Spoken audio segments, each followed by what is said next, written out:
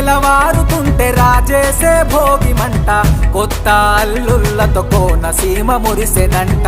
దేశ విదేశాల్లో ఉన్న తెలుగు బిడ్డలంతా ఊరిని తలుచుకొని తన్మయమే చెందెనట. ఆట పాటలకే పట్టం కట్టి సంతోషాలకే శ్రీకారం చుట్టి తరలి తరలి వచ్చనదిగో సంక్రాంతి. ప్రేమల చిరునామా రాయలసీమ అనురాగాల రాగం పాడేనమ్మా. పసిడి కోనసీమ పంట చేల నడుమ పరువాల గోదావరి పారేనమ్మా. పంటలు కానుక ఇచ్చి రైతుల కలలను తీర్చి పల్లెకు సరదా తెచ్చే పండుగ ఈ సంక్రాంతి. పచ్చి పాల జల్లు